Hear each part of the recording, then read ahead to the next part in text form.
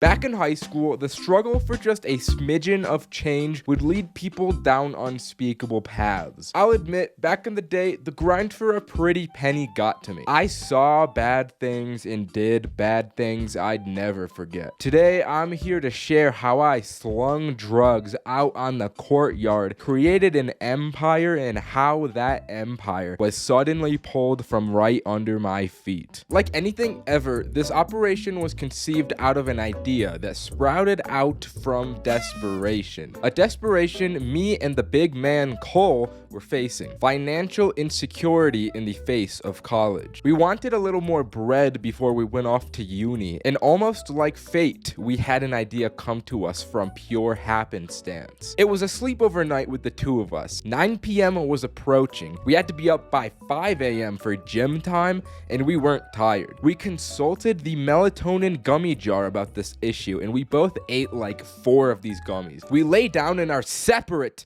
beds, and once the effects started to hit, we realized the gym may not be happening.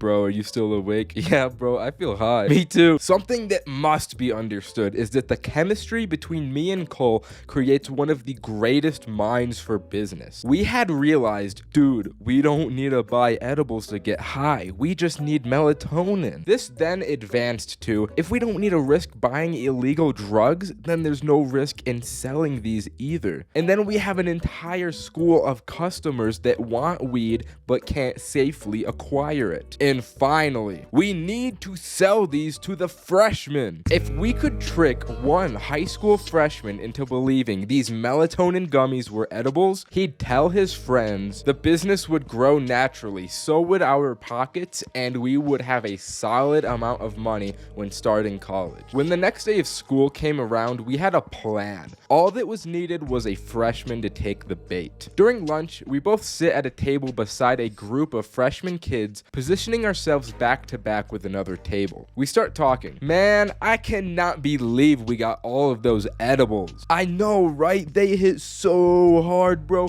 They felt so good. Yeah, that was like a life-changing experience. I think everyone has to experience this stuff. We were clearly talking loud enough for this table to hear us, but no one was biting. We had to take a more active approach. I leaned back and asked, hey man, have you ever done edibles before? No, why? I got a ton of edibles the other day and I'm looking to sell. You want to buy? Let me think about it. This kid talks with his table for the rest of lunch until the bell rings. As everyone's walking away, we stop him and ask, so you interested, little bro? Kind of, but I don't have any money on me. This was an inevitability we foresaw. So I hand him 2 melatonins. How about these ones are on the house? You can do it with one of your friends. Let me know how it goes. And just like that, we got the ball rolling on what would eventually secure us future financial stability. After about a week, this kid comes back to us saying how awesome it was, and he and his friend got so high they passed out. He wanted more, and this time he brought money, so we sold them to him $15 a pop. As the school year went on, word spread. Eventually, we had a whole section of the freshman year class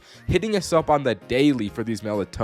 But while our pockets grew, our hearts would shrink. The two of us had a real friendship that grew with the original kid, and he had no idea. That bond was built on a foundation of lies and deceit. We had to really ponder the ethical justifications of our scam. Was lying to all of these people justified if we were providing them with fulfilling experiences? Was ignorance truly bliss, and did they deserve to know the truth? It felt wrong to leave for college, abandoning all these freshmen behind in a haze of lies. They deserved to know, so me and Cole had the plan to tell them on the last day of school, and we'd use the money they gave us to buy real edibles for them and make up for everything we did. It was a solid plan that would lift the baggage off of our souls, so as to avoid carrying this burden throughout our lives. But things did not go as planned. Spring break hit, and so did COVID. We never got to see those kids again, and they still